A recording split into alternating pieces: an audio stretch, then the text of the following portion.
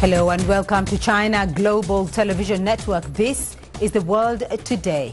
I'm Beatrice in Nairobi. Chinese President Xi Jinping has returned to Beijing after concluding a two-day state visit to the Democratic People's Republic of Korea. Xi was accompanied by his wife Peng Liyuan, as well as Wang Yi, member of the Political Bureau of the Communist Party of China Central Committee and Chinese Foreign Minister, and Tsai Chi, member of the Standing Committee of the Political Bureau of the CPC Central Committee and Director of the General Office of the CPC Central Committee. Xi, also General Secretary of the CPC Central Committee, has said he reached important consensus with General Secretary Kim Jong-un on developing relations between China and the DPRK in the new era. Xi Jinping and his wife Peng Liyuan attended a luncheon hosted by Kim Jong-un and his wife Ri Sol-ju in Pyongyang. The two leaders held in-depth exchanges on consolidating and carrying forward the traditional China-DPRK friendship. Xi thanked Kim for the meticulous arrangements, saying the visit has deepened mutual understanding and delivered an important consensus on developing bilateral ties in the new era, as well as candid discussions on regional and world peace and stability. Kim noted that the visit sends a positive message of closer DPRK-China friendship to the wider world. He called it highly significant for the region's future and vowed to implement the agreements both sides have reached. Xi Jinping and his wife Peng Liyuan have also paid homage to the China-DPRK Friendship Tower in the company of Kim Jong-un and his wife Ri Sol-ju. Xi and Peng arrived at the China-DPRK Friendship Tower, located at the foot of Mount Mudanfeng by car at about 10:40 a.m., where Kim Jong-un and Ri Sol-ju welcomed them.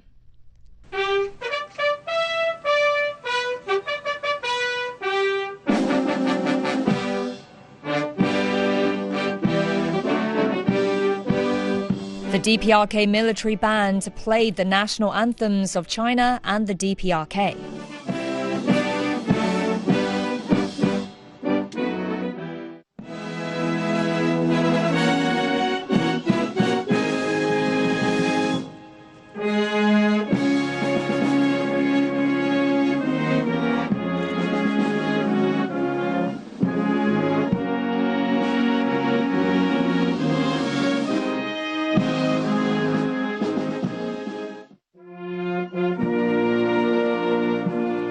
The honor guard slowly lifted a flower basket onto a platform. The ribbon on the flower basket read, "The martyrs of the Chinese People's Volunteers will live forever."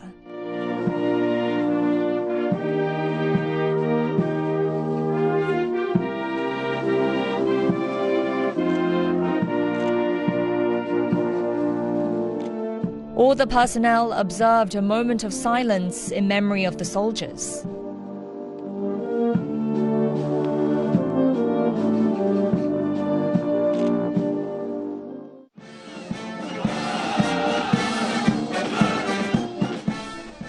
After the moment of silence, Xi and Kim observed the Guard of Honor's formation parade.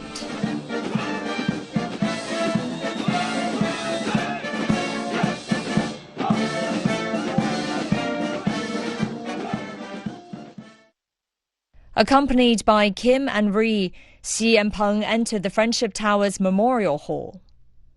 Kim introduced the historical materials, photos and oil paintings that depicted the Chinese People's Volunteer Army fighting side by side with the DPRK people and jointly rebuilding their homeland. Xi carefully observed the list of martyrs of the Chinese People's Volunteers and told Kim the stories of the Chinese People's Volunteers who sacrificed their lives. Xi Jinping and Kim Jong-un agreed that the years when China and the DPRK fought together in the 1950s are an enduring historical memory for both sides.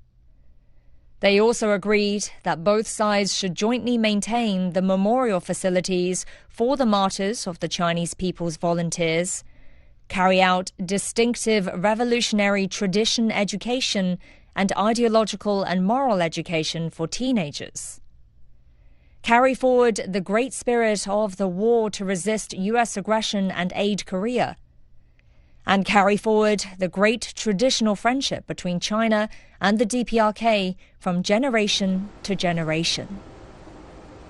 Xi Jinping and Kim Jong-un have visited the Central Cadres Training School of the Workers' Party of Korea in Pyongyang.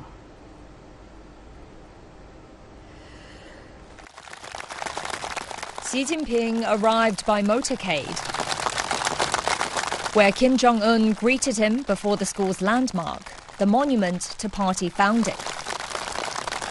Hundreds of faculty members and students lined the pathway in welcome.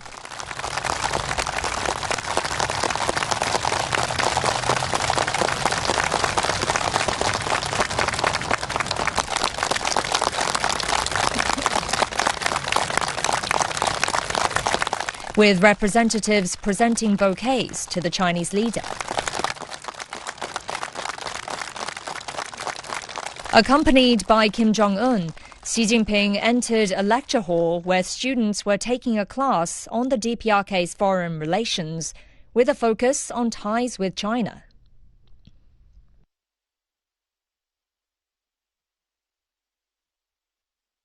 The session paused as the two leaders arrived, prompting a standing ovation from the audience.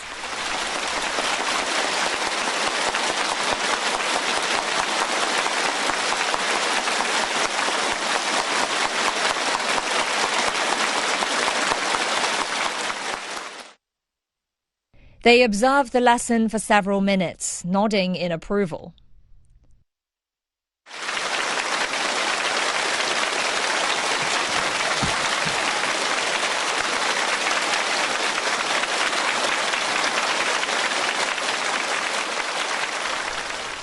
After leaving the lecture hall, the two leaders toured the campus on an electric cart, receiving briefings along the way on the school's infrastructure and academic programs. In a wooded area between teaching buildings, Xi and Kim jointly planted a fir tree.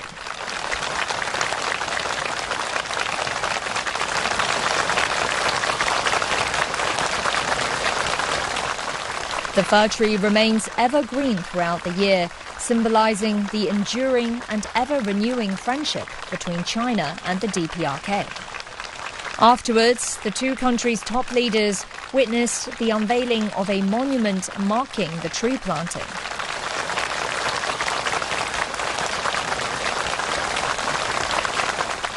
It bears the inscription, "The China-DPRK friendship endures forever," in Chinese and Korean. Amid warm applause from delegates and students, Xi and Kim shook hands and posed for photos before the monument.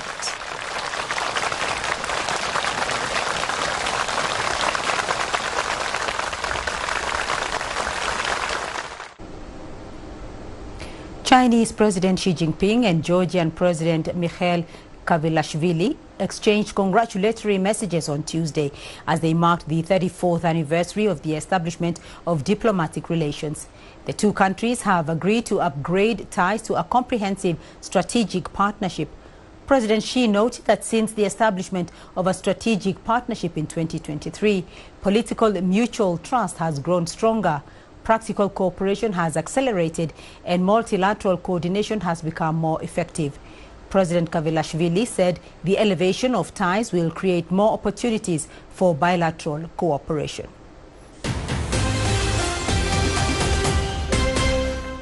U.S. President Donald Trump says he has warned Israeli Prime Minister Benjamin Netanyahu about resuming its war with Iran, saying Israel might not have Washington's support if he does. Trump said Israel gave Washington very late notice before the first exchange of fire between Iran and Israel since April's ceasefire. Iran and Israel now say they are halting attacks on each other. Isan Kivani reports from Tehran and Jonathan Rigev is in Tel Aviv. On Monday, local officials reported that Karun Petrochemical Company in Mashhad, south of Iran, was hit by an Israeli aerial attack. Projectiles damaged parts of the facility. Authorities issued an emergency evacuation for daytime staff while operational personnel were ordered to remain on duty. In response to the Islamic Revolution Guard Corps, the IRGC says it targeted similar petrochemical facilities in Haifa with ballistic missiles. The IRGC has warned that attacks on Iran's energy infrastructures will expand the scope of regional confrontation and that the U.S. will bear responsibility for the consequences.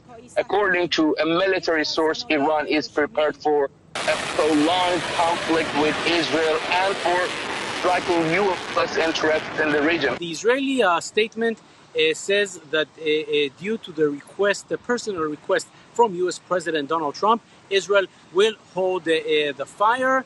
I think that Israel can be relatively content with this latest round due to the fact that Israel is the last one to fire, and after the latest Israeli strike came what seems to be a pause and end to this round. But Iran is now coming with new demands which did not exist up until a few hours ago, mainly the fact that Iran is now saying that not only Israeli strikes on Beirut will trigger a response from Iran, but Israeli strikes on Lebanon will trigger a response from Iran, and that is a completely different story.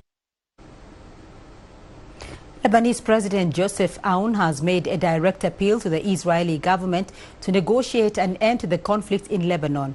Sarah LD reports from Beirut.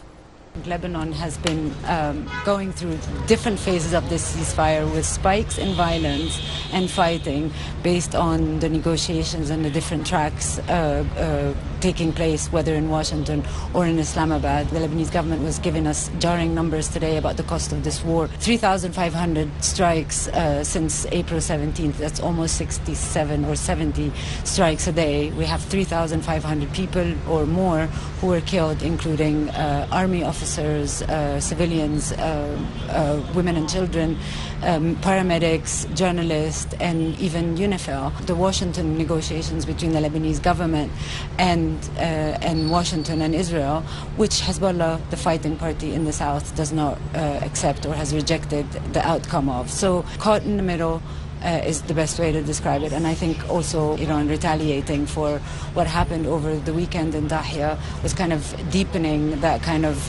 left Lebanon to see how the new arrangements will translate on the ground. Israel deeper in Lebanon than it's ever been in 25 years, occupying a strategic hill and demolishing a number of villages with 1 million or so people who are not able to return home, and a city, the capital and other cities packed with people who have been displaced from the south.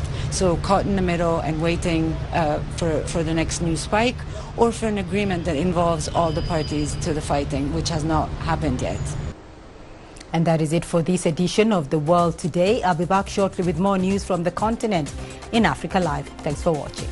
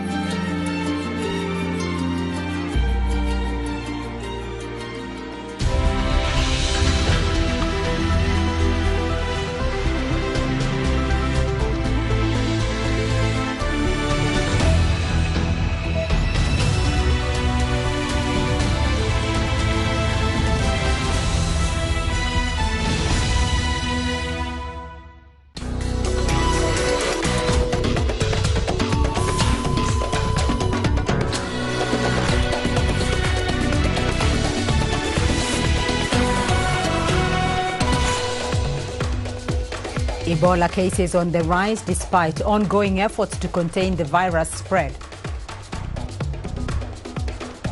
Latest kidnappings in Nigeria renew attention to insecurity in the country. And we see how the Chinese bridge competition is promoting cross-cultural understanding in Sierra Leone. I'm Beatrice Marshall in Nairobi. Welcome to Africa Live. Also ahead on the program. In business news, the International Monetary Fund approves a $250 million credit facility for Rwanda. And coming up in sports, 2025 African Referee of the Year, Omar Abdukadir Artan, denied entry into the US ahead of the FIFA World Cup.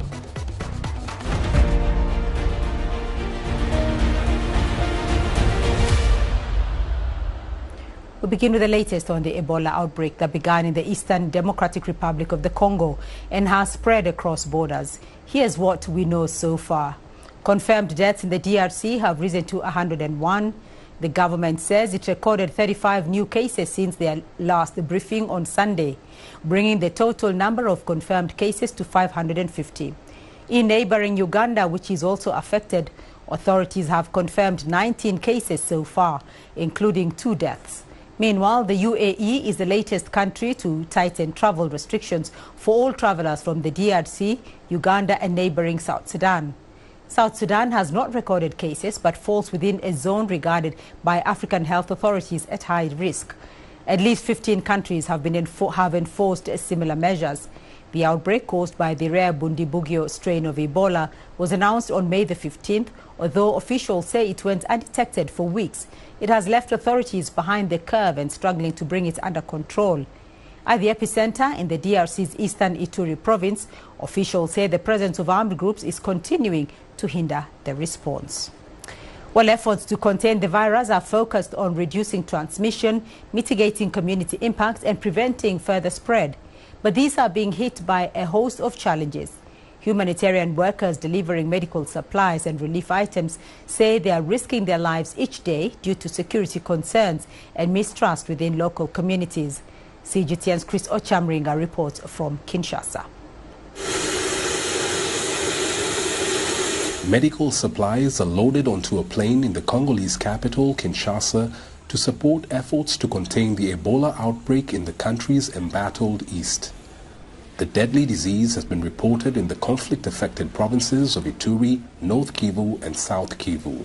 Despite the insecurity, aid workers from the UN and other humanitarian organizations continue to support the government efforts to curb its spread. Only a few days ago, there were attacks between the town of Beni, the airport in Beni, and the town of Beni, which is the heart of our operation, along with Bunia, the epicenter, only a few hours up the road.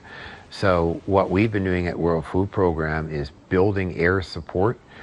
Brought in a new jet, we brought in a new helicopter, opened up a new route from Bunia to Mangwala, finding ways to go around the insecure areas and make sure that the first-line health responders are safe. Armed groups are operating in some of the gold mining towns in Ituri province that have reported Ebola cases. That, coupled with the mistrust of some community members, has seriously hampered the response effort. The government says it has reinforced security in the affected areas to keep health workers safe. As you're aware, this Ebola response is cross-cutting. It involves many ministries, not just the Health Ministry. That's why in a recent meeting, the Ministries of Defence, Transport, Internal Affairs, Finance and Communication came together to look at all aspects of the response. United Nations peacekeepers have also been deployed to some Ebola hotspots to help protect health workers and the local communities. The measure comes as the number of Ebola cases continues to rise. The government recently closed Bunia Airport to commercial flights just 5 days after reopening it. Authorities say the move is aimed at preventing the spread of Ebola within the DRC into neighboring countries like Uganda and South Sudan. Humanitarian agencies say they're facing serious logistical challenges transporting personnel, medical supplies and laboratory samples around Ebola-affected areas in the east of the DRC. Their challenges have been worsened by the closure of Goma International Airport, a key hub for South and North Kivu provinces. The airport was closed last year by the M23 rebels after they captured it from government forces. Chris Ochamringa, CGTN, Kinshasa, Democratic Republic of Congo. Uganda has announced plans to deploy health teams to the Democratic Republic of the Congo. Officials say the initiative aims to help combat the Ebola outbreak in the eastern region, which borders Uganda. Uganda has also confirmed several cases of the disease. The announcement came as the WHO Director General Tedros Adhanom Ghebreyesus visited the country. Isabel Nakiria reports. Officials say that the Ugandan team will comprise as many as 80 health workers. They will assist with tasks such as contact tracing to boost early detection and strengthen surveillance in the most at-risk areas of the eastern DRC. The WHO says the move is part of a collaboration between regional and international partners to contain the Ebola virus at its source. This is a cross-border collaboration. So now the two countries, Uganda and DRC, are working on a plan that will be a joint plan for a joint action in DRC. So far, we are working for that plan to be implemented very fast. The World Health Organization Director General Dr. Tedros Adhanom commended Uganda's prompt response in managing the disease as he visited the local Ebola treatment center. He also encouraged the country to support its neighbor with expertise as infections continue to rise in the DRC. However, he also asked Uganda and other countries to ease travel restrictions with the DRC, saying they were ineffectual. Ebola needs contact and it's not like COVID. So with basic precautions, many countries can prevent a case from coming, or they can manage it as soon as possible. So this is not what something we expect as a pandemic and so on. That's why countries should also reconsider because of that reason. But travel bans in general don't help, and this is well documented. Uganda has plenty of experience in managing epidemics over the years, and it says the current outbreak is under control. Its 14 confirmed cases so far involve people who crossed from the DRC seeking treatment. 5 are Ugandans, and most of them are health workers. Isabel Nakiria, CGTN Kampala, Uganda. And here in Kenya, there were more protests against a U.S. plan to set up an Ebola quarantine and treatment facility in the central town of Nanyuki for infected U.S. citizens. Police fired tear gas to disperse demonstrators who had gathered in the town early on Tuesday. It comes a week after 2 people were killed in similar protests. A Kenyan court has issued orders blocking the initiative, pending hearings on the case. However, U.S. military planes have continued to ferry in staff and equipment, according to U.S. and diplomatic sources, as well as flight tracking data. Several aircraft are expected to land this week. Kenyan officials are now claiming the facility would also serve Kenyans and foreign nationals in addition to U.S. citizens, but U.S. officials have not confirmed this. We are saying no to Ebola. We won't allow Ebola to enter our country. We will not accept. We oppose this facility. We don't want Ebola in this country, and we are peaceful. We are demonstrating according to the Constitution. The Constitution is protecting us, but the police are trying to tear gas us, and we are not going to entertain them. The latest Ebola outbreak has once again shone a spotlight on Africa's pandemic preparedness. The outbreak was caused by the re-emergence of the rare Bundibugyo strain, for which there is no approved vaccine or specific antiviral treatment. It brings back painful memories of the COVID-19 pandemic, when the continent's healthcare systems were left dangerously exposed in a similar scenario. While governments have made some progress since then, experts say many countries remain extremely vulnerable. CGTN's Robert Nagila reports.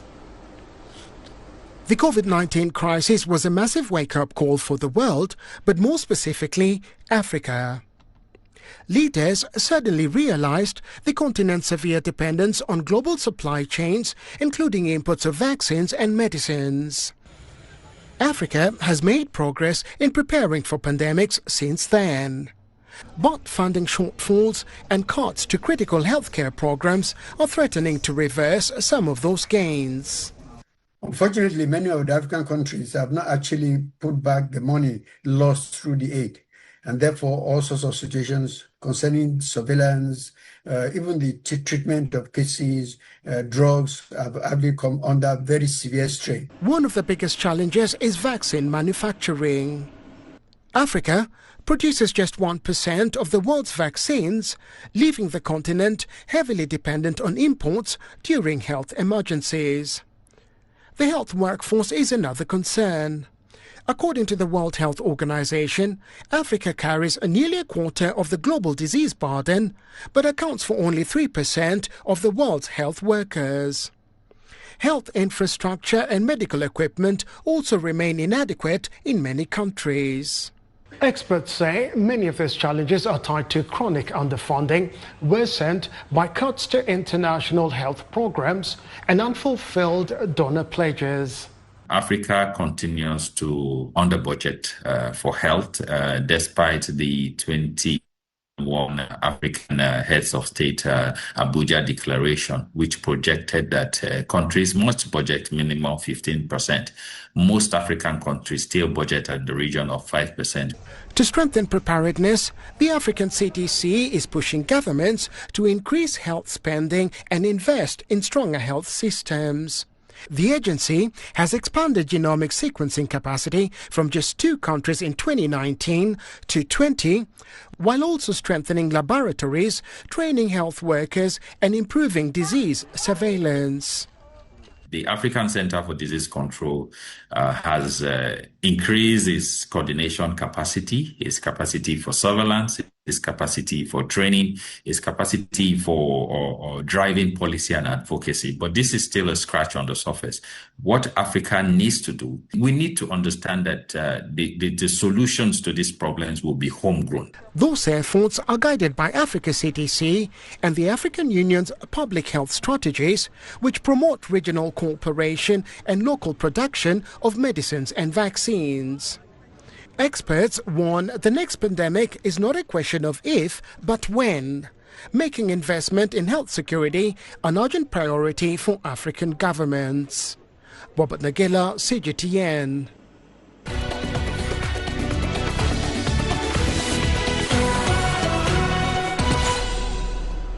The DRC's High Military Court has sentenced 54 people to death for the murders of U.S. investigator Michael Sharp and Swedish-Chilean expert Zaida Catalan. The pair were killed in March 2017 while investigating violence in the Kasai Central for the United Nations. According to the court, they were intercepted, accused of being traitors, and executed after being led into a trap. Among those convicted is Congolese Army officer Colonel Jean de Dieu Mambweni. Initially sentenced to 10 years in prison, he was handed the death penalty on appeal after judges concluded he played a key role in luring the UN experts to their deaths. While the Friday ruling closes one of the DRC's most high-profile cases, critics say justice remains incomplete. The National Human Rights Commission argues that senior figures suspected of masterminding the killings were never prosecuted. Families of the victims have welcomed the verdict, but insist more investigations are needed, say the appeal ruling is only the beginning, not the final chapter in the search for the full truth. And now to Nigeria, where its security problems continue. Authorities in the northwestern state of Zamfara say armed groups known locally as bandits have abducted dozens of villagers after luring them to what was presented as a peace meeting. Police say at least 39 people were seized on Sunday in a forest near Mangamin Didi village after attending talks aimed at easing movement restrictions and opening dialogue with relatives of a local bandit leader. Residents and local officials believe the number to be much higher than that. Security forces say personnel and intelligence assets have been deployed to investigate. Meanwhile, locals report that some captives were released to deliver ransom demands. Kidnapping for ransom has exploded into one of Nigeria's most worrying security crises, with the bandits using the payments to fund their operations. While the abduction is fueling fears that kidnapping for ransom gangs are expanding operations far beyond traditional hotspots. Last month, more than 30 students and a teacher were kidnapped in Oyo State during an attack, authorities linked to jihadist fighters. On the same day, at least 42 others, including toddlers, were abducted from schools in Borno State. Last November, more than 300 students and teachers were seized from a Catholic school in Niger State and later released. In March 2024, more than 200 students were seized in Kaduna State in one of Nigeria's largest school kidnappings in recent years, before later being rescued by the military. The government has outlawed the payment of ransom to eliminate the financial incentives. While targeted military operations and police raids occasionally rescue captives unharmed, thousands remain missing across the country. Meanwhile, Nigeria's military says it has rescued 360 people, including children, abducted by Boko Haram insurgents in the country's northeast. The operation was carried out in the Mandara Mountains in southern Borno State, an area considered a stronghold of the Islamist militant group. Meanwhile, such security issues are having an impact on life across Nigeria. The UN is now warning that nearly 35 million people are projected to experience acute food insecurity between June and August this year, with the embattled northern region expected to bear the brunt. Years of conflict and insecurity, displacement and economic pressure have left a large proportion of the population struggling to access food. Aid agencies warn that funding shortages are limiting their response. Here's CGTN's Tese Makende. In this community on the outskirts of Jos, farmers are working their fields under increasingly difficult conditions. They say rising fertilizer costs and persistent insecurity are making it harder to produce enough food. Sometimes they come with cattle to graze and in the process destroy our crops. They usually carry knives, sometimes guns, to attack us. Many farmers who have attempted to confront them have been killed. It's a disheartening situation. A bag of fertilizer is about 60,000-70,000 now, presently. My children went and bought one yesterday. They bought a bag of fertilizer yesterday. But then the price is very exorbitant. But then we just have to manage that one. And if with one bag, you cannot do anything now. Like this farm, I used to use, in those good days, I used to apply 3 bags of fertilizer here. If you want to get a perfect yield, you have to use about 3 bags of fertilizer. Across Nigeria, many families are struggling to cope with rising food prices and shrinking household incomes. The United Nations says nearly 1 in 7 people in the country could face acute food insecurity during this year's lean season. Conflict and insecurity continue to deepen the crisis. Millions of people have been displaced, including farmers forced to abandon their land and seek shelter in temporary camps. Non-governmental organizations supporting affected communities say they are helping farmers adopt more efficient farming methods to improve yields. But they say lasting progress will require stronger security and greater access to affordable farm inputs. Once there's insecurity, food, you not even get enough food, will not go around. So now what we're trying to do, we're just trying to teach them, to educate them more on farming mechanization. Things to use for farming to improve their farming, but they don't go far. It's just peasant farming now within their environment. And then we are also helping them to get fertilizer in subsidized rate and how to use their local manures from their farm to, as their land. The government says it is taking steps to improve both security and agricultural production. It says a constitutional amendment process is nearing completion for the establishment of state police. There are police departments that are to be created in each state of the country as part of measures to address security concerns. The country's agriculture ministry says it is also mobilizing support for 1 million smallholder farmers for subsidy on farming inputs such as fertilizers, seeds and equipment. But it could take time before those measures translate into higher food production and lower prices. For now, Humanitarian agencies warn millions of Nigerians remain at risk of hunger as the country heads into what could be one of its toughest lean seasons in recent years. Tessun Akendi, CGTN, Jos, Nigeria. The Chinese language is gaining popularity among young people in Sierra Leone, driven by growing educational and cultural exchange opportunities. One program helping to fuel that interest, local officials say, is the Chinese Bridge Competition, a global initiative that promotes Chinese language learning and cross-cultural understanding. Eric Kawa reports from Freetown. Colorful performances, confident speeches and cultural features as students gathered for Sierra Leone's edition of the Chinese Bridge Competition. This Chinese Bridge program attracted competitors from various schools with over 20 participants contesting for the ever-coveted prize. Of course, the winners for both categories in the primary and tertiary institution will be making their ways to the Republic of China. 2 winners have emerged from the primary and college teaching sites after more than 200 contestants took part in the preliminary rounds of the competition. They will now progress to the Global Chinese Language Competition. I thank everyone involved, my teachers, my laoshis, and all my friends for the constant backup, constant encouragement that you can do it. Well, I was practicing every day. I couldn't even rest. When they told me that I'm the winner, I was happy because I will go to China the first time.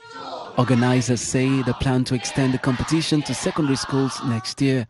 Over the past 14 years, we have trained over 40,000 Chinese learners here. So every year we organize this kind of competition and let more our learners can have a stage to show their talent in Chinese learning. Chinese ambassador to Sierra Leone, Zhao Yang, noted that this year marks the China-Africa year of people-to-people exchanges. Every contestant, they can speak excellent Chinese, and they had a very nice performance. I really want to congratulate them on their language skills and on their performances.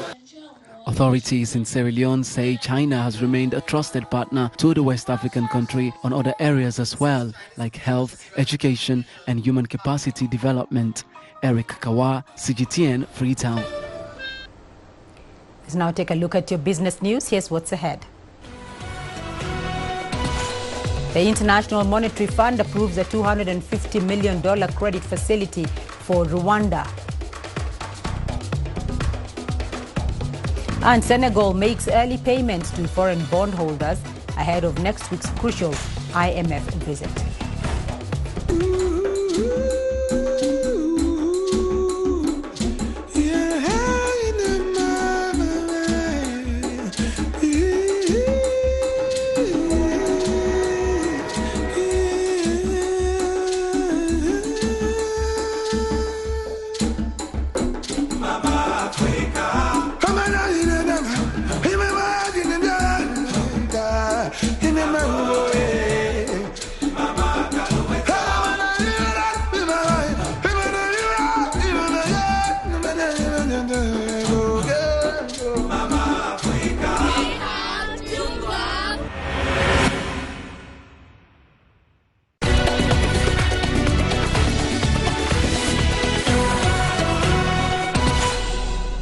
The International Monetary Fund has approved Rwanda's request for a new $250 million credit facility.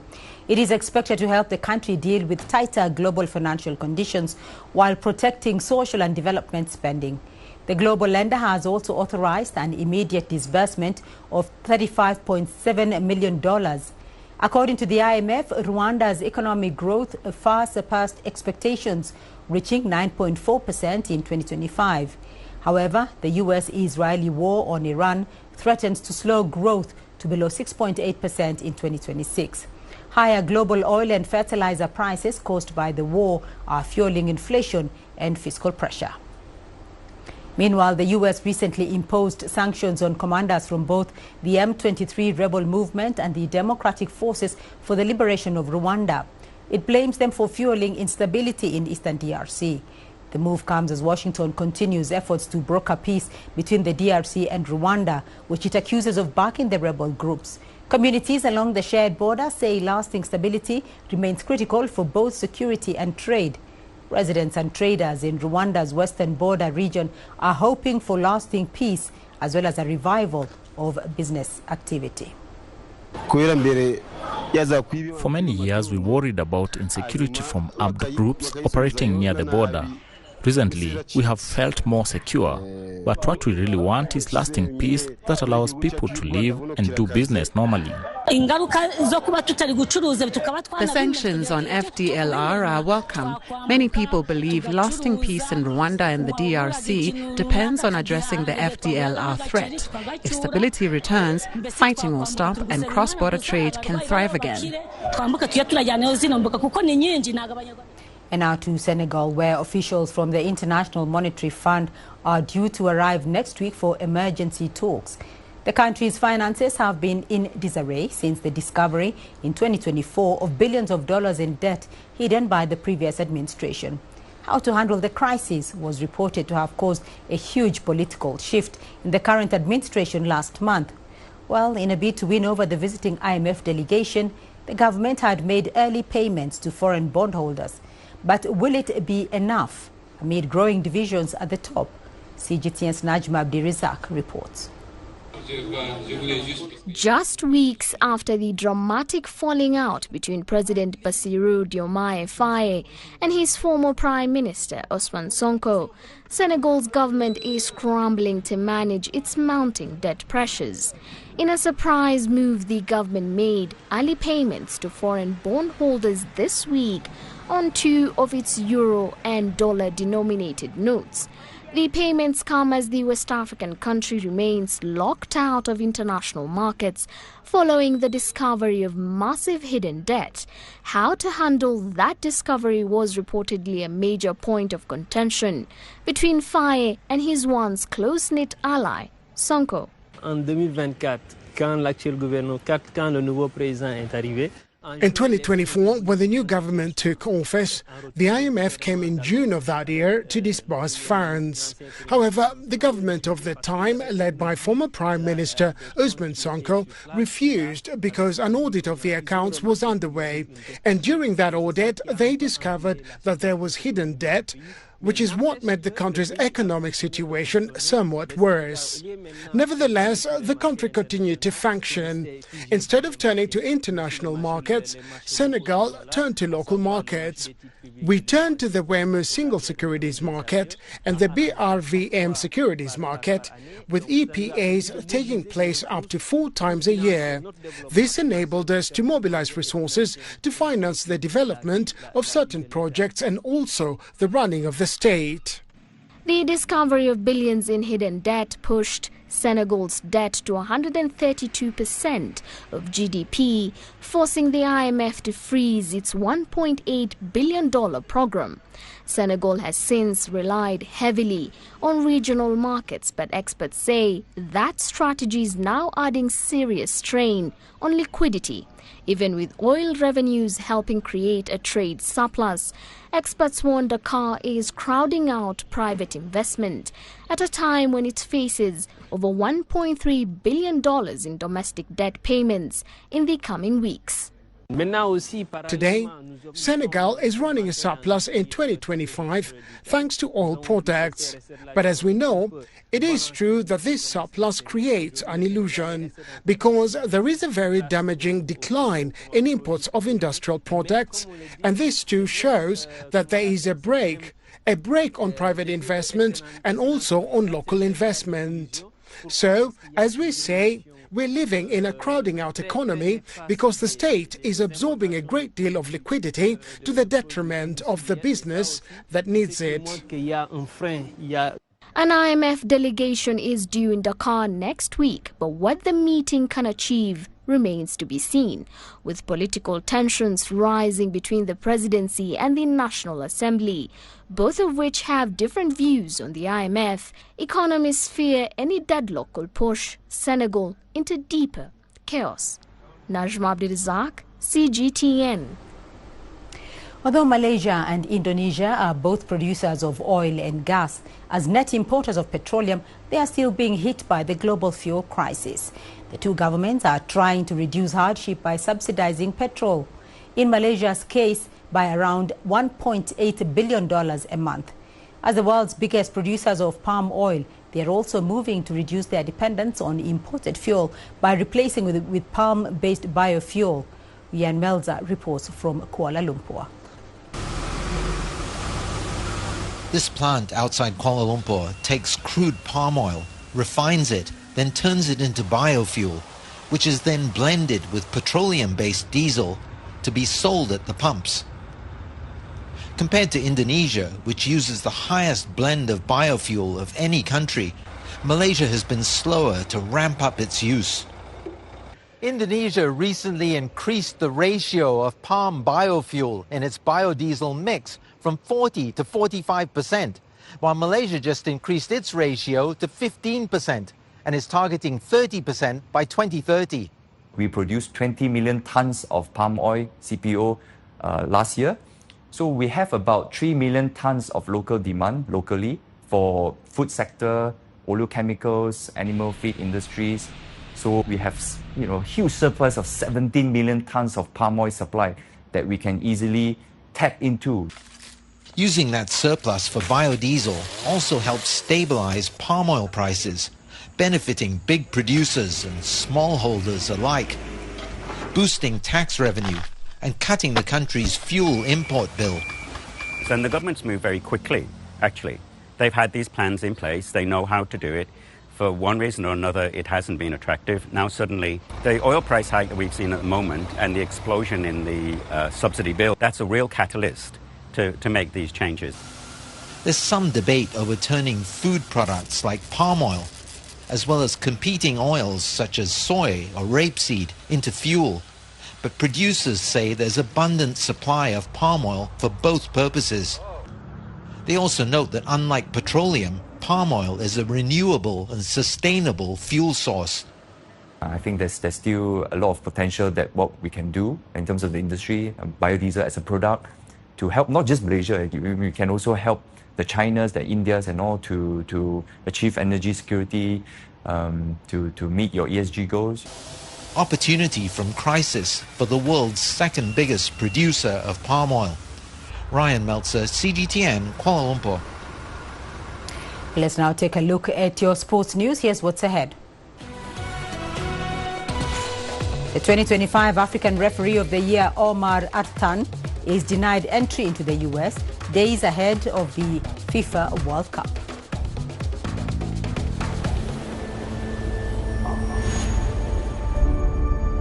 How would you create your legend? On the fields, on the tracks, in the arenas of Africa. Were you born to be a player? Could this moment be yours?